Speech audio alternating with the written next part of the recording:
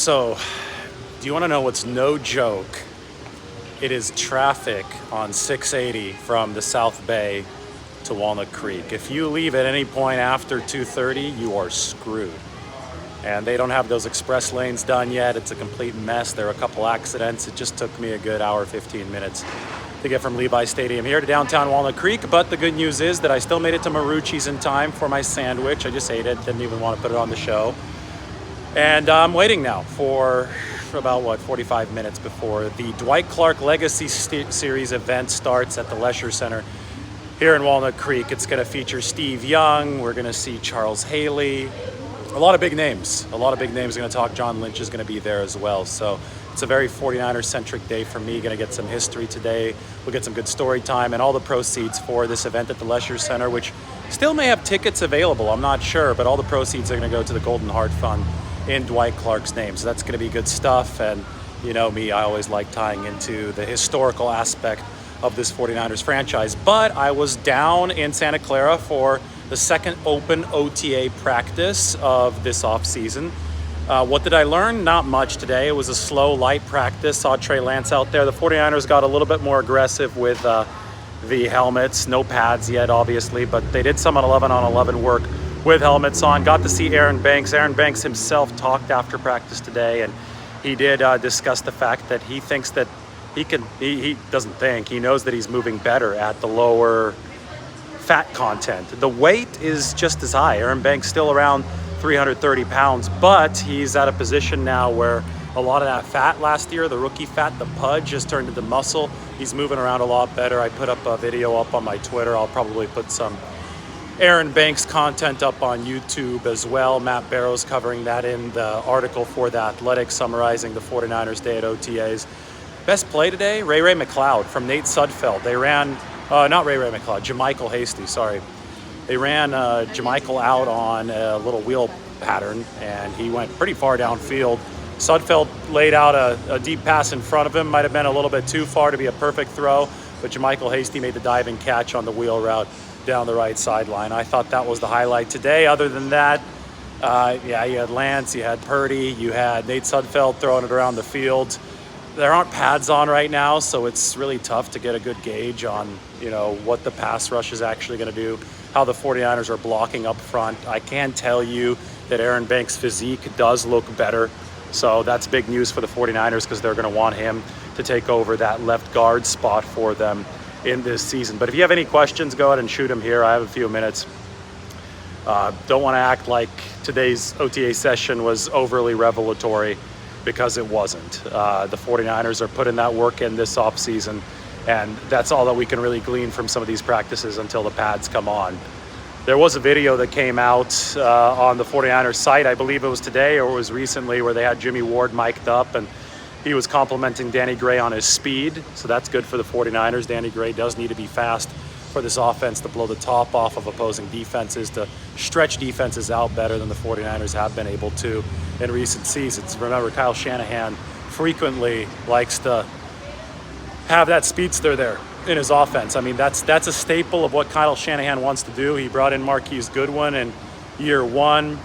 He tried to have Travis Benjamin be that guy in year 4 last year? Or was it already year 5 last year? Man, time's going by really quickly. But Benjamin only had one catch all of last season, so that didn't really get the job done. First question I just saw, any wow throws from Lance today?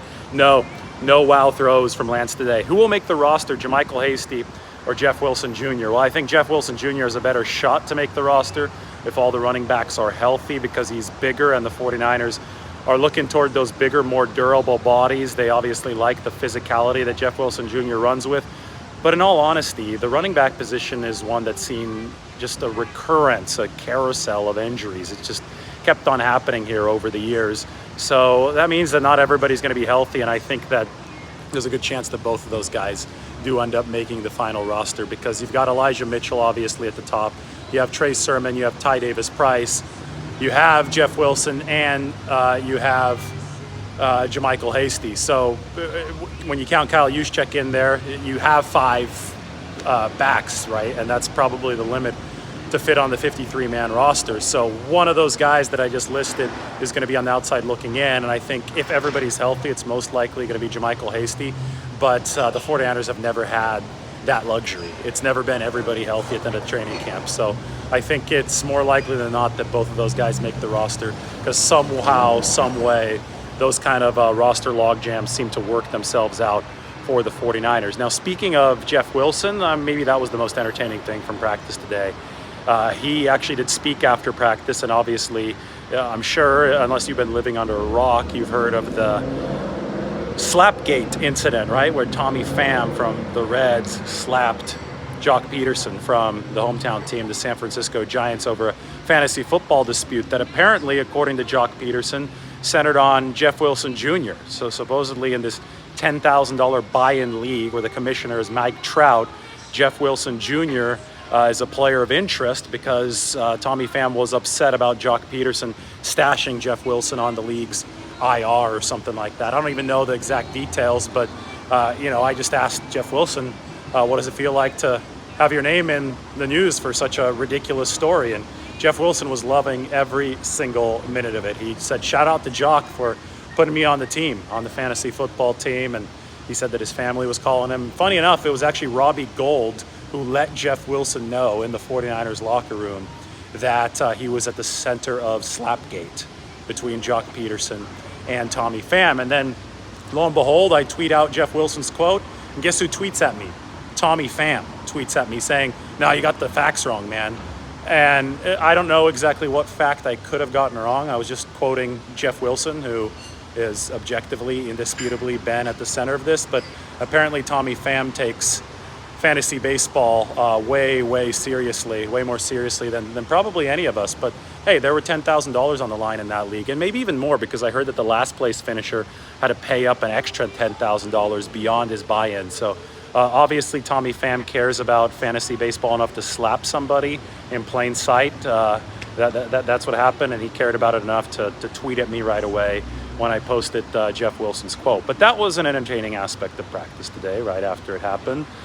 Jeff is out there looking healthy, running healthy. Remember, it was at this time last year where Jeff Wilson was out with a torn meniscus because he hurt it getting up out of a chair in the locker room. In fact, it was this OTA practice last year, the second open OTA practice last year, that was the final availability that we'd get until training camp, because the 49ers saw Justin School tear his ACL later in the week during OTAs in 2021 last year. They saw Tarvarius Moore pop his Achilles.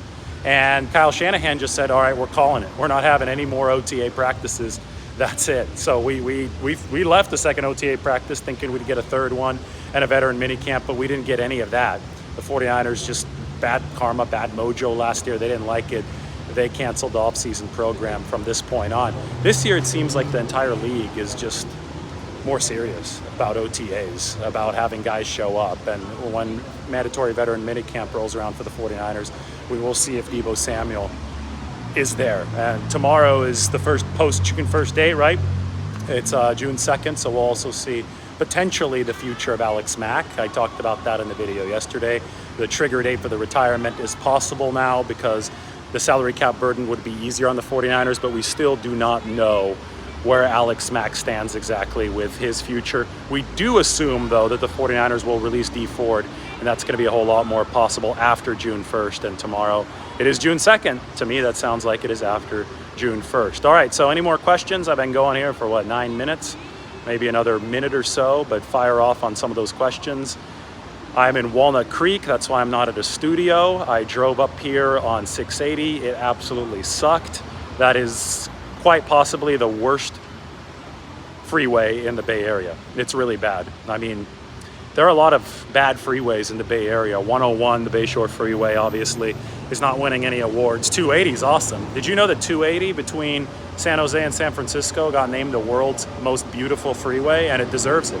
And the lanes on 280 are wider, so it's just more relaxing to drive on. There's way less traffic. It's more scenic. It's great stuff. So 280 is great, but the 280 counterpart on the East Bay, 680, is a disaster.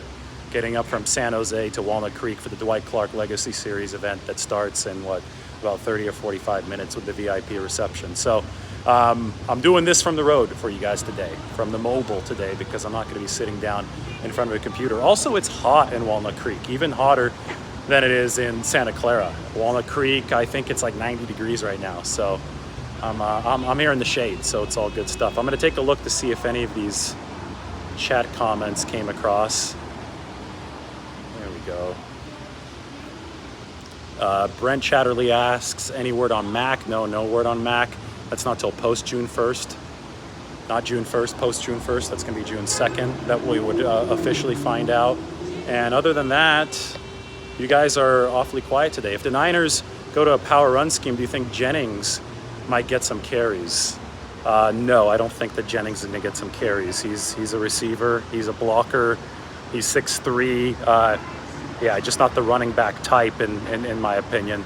Jauan Jennings is a guy that you want spearheading some of these outside zone runs, but no, I wouldn't expect Jauan Jennings to get carries. Who to be an offensive and defensive standout so far? Well, Malik Turner was good last week. Today, I just said JaMycal Hasty. He had a couple nice carries, but you can't really tell because they're not tackling to the ground. They're no pads, but he had that nice catch from Nate Sudfeld. And defensively, Charvarius Ward has stood out to me in a good way. So, yeah, Charvarius, man, he's a sticky corner. I love his tape from Kansas City. The 49ers wanted to get a bona fide number one corner. I think they have that in Charvarius Ward. So he's impressed me on the defensive side. It's really tough for trench players to impress anybody without the pads on side. I'd say Charvarius Ward on the defensive side for the 49ers, and somebody like JaMycal Hasty, Ray McLeod on the offensive side. But boy, it's just too early to really be able to tell. I'm gonna take a look, see if we have any more comments here.